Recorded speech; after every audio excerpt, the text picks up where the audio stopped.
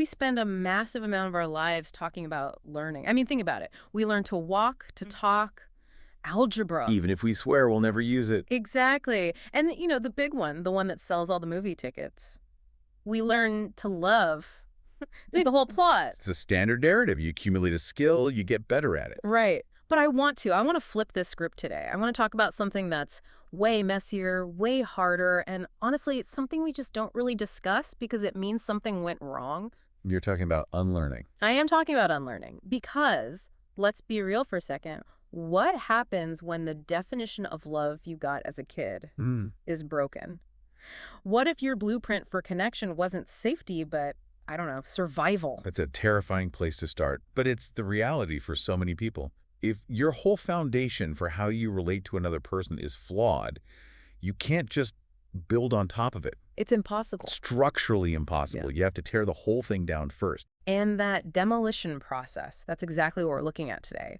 We're doing a deep dive into a poetry collection that's almost like a manual for that demolition. It's called A Toxic Love Story, Unlearning Love.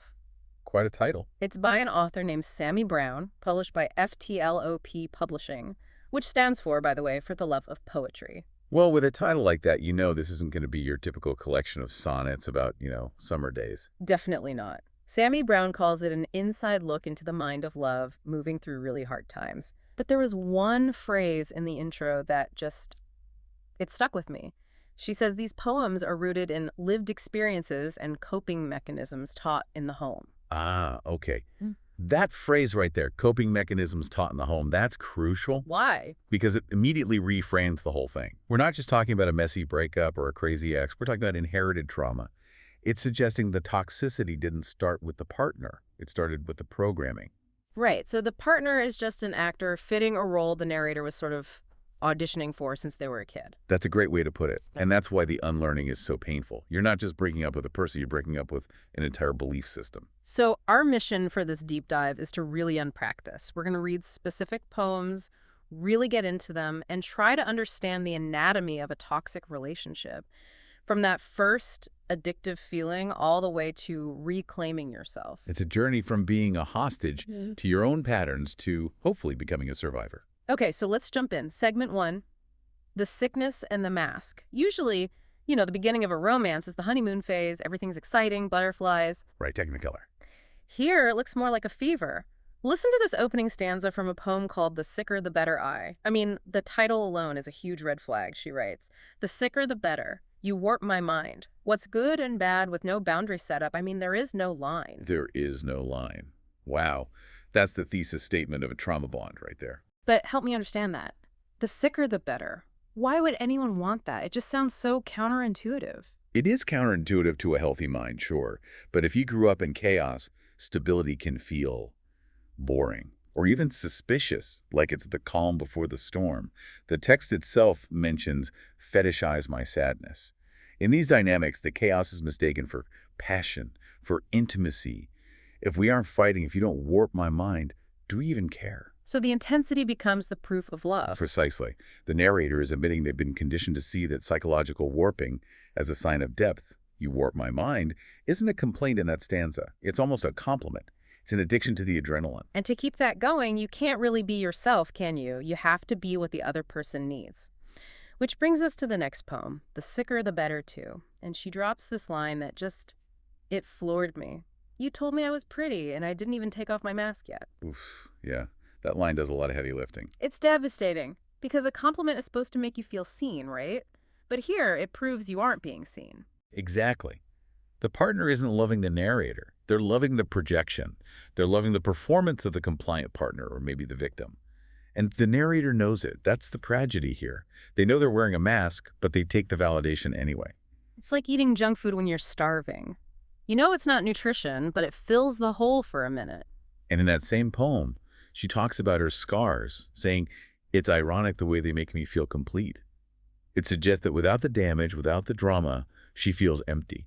She needs the sick dynamic to feel whole, because it's the only version of whole she's ever known. It really moves love out of the realm of emotion and into, I don't know, a job, a performance.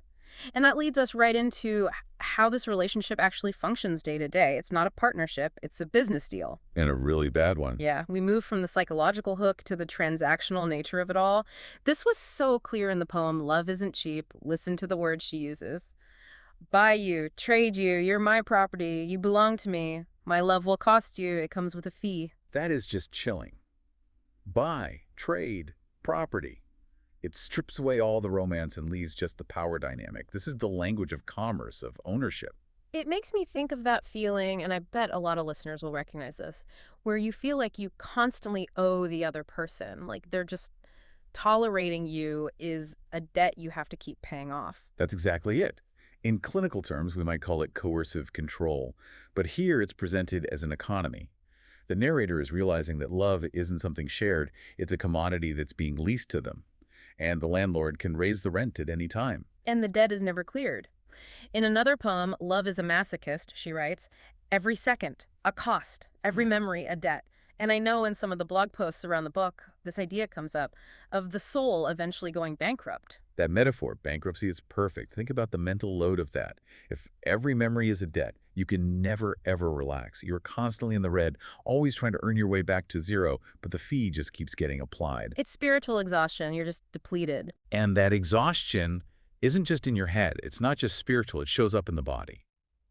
Which brings us to a part of the book I found really, really validating. The physical toll. Yeah, segment 3, we talk about lovesickness like it's this cute thing, I can't eat, I'm so excited, I have butterflies. Like that fluttery feeling. But she flips that completely. She says, no, that's not excitement. That is your body rejecting the situation.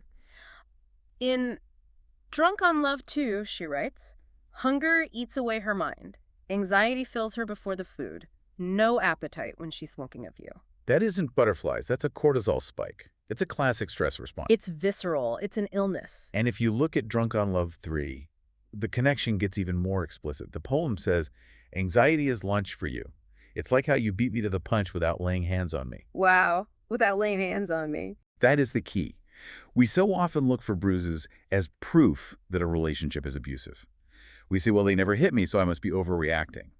But here, the author is describing actual physiological damage, anxiety, starvation, that feeling of being beaten, caused entirely by the emotional climate.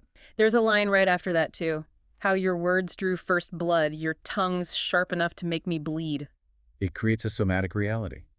The emotional abuse has physical symptoms. Your body is screaming, danger, even if your mind is still trying to rationalize staying. The drunk feeling isn't intoxication, it's poisoning.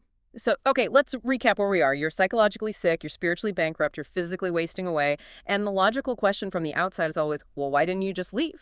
And that is the question that drives survivors crazy, because it assumes leaving is a simple, neutral option. Right. It assumes the door is unlocked. But this collection explains why the door feels welded shut.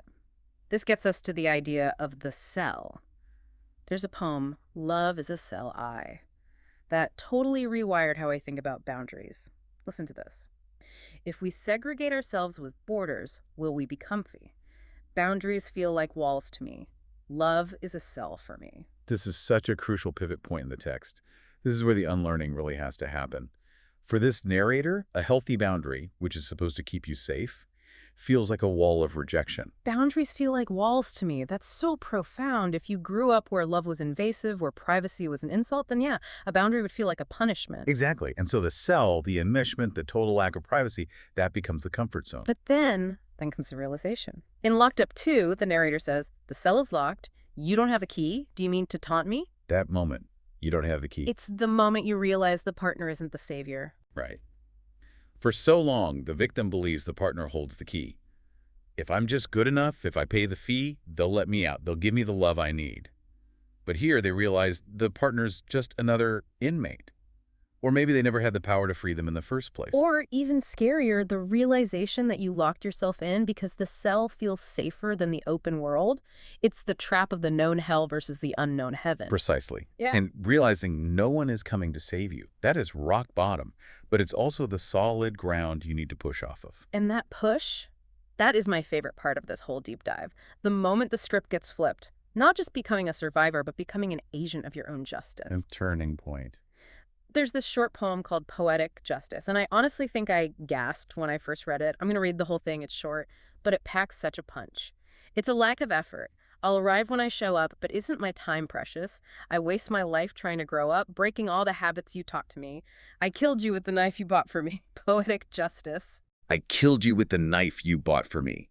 Talk about a mic drop. It is so incredibly powerful. Let's really look at that metaphor. What is the knife? The cruelty, right, the manipulation. I think it's the lessons. Think about it. The partner taught the narrator that love is transactional. They taught them the world is hard. They taught them to be suspicious, to cut people off, to defend themselves at all costs. So the narrator finally uses those same tactics against the partner. Exactly. The partner sharpened the narrator's edges, thinking they were creating a weapon they could control. But eventually, the narrator takes that sharpness, that ability to detach, that coldness they were forced to learn, and uses it to sever the tie. They use the master's tools to dismantle the master's house. Perfect way to put it. It is the moment of reclaiming power. And notice, it's not a soft, gentle moment. It's violent. I killed you. Metaphorically, of course, but it implies a total, final severance. You see this again in the poem Path of Love, where the partner tries to use jealousy, saying they have options. And instead of begging, the narrator says, I feel coerced into walking. The manipulation just backfires. The knife of jealousy that was supposed to keep them close actually becomes the tool that cuts the cord. The narrator sees the game and just refuses to play anymore. So the cord is cut. The you in the poem is metaphorically killed. But now you're left with the aftermath. You're standing in the rubble. And this is where the book moves into its final phase, healing and self-definition. And what I really appreciate about her writing here is that she doesn't pretend healing is clean. It's not, now I love myself, the end. No, it is so messy. In the poem Self-Love, she embraces this duality that I think is just so mature, so brave to admit. Listen to this.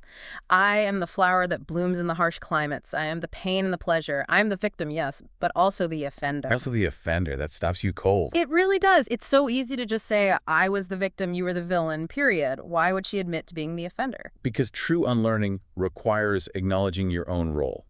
Not that you deserve the abuse, never that.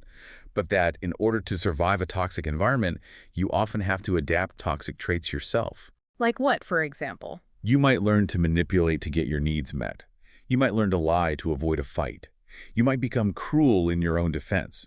It's often called reactive abuse. Yeah. Acknowledging that shadow side, that you are capable of being the offender, is the only way to truly integrate it and move forward. If you don't own it, you'll carry those weapons into your next relationship. It's about accepting your whole self, not just the good parts. And speaking of wisdom, this is where the context of the author just blows my mind.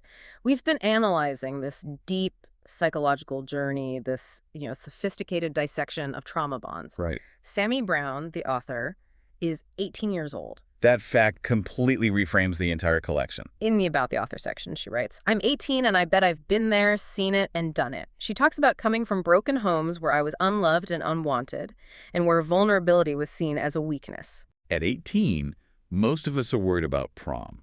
To have the clarity to say, I am unlearning the thought that I have to change just to be loved.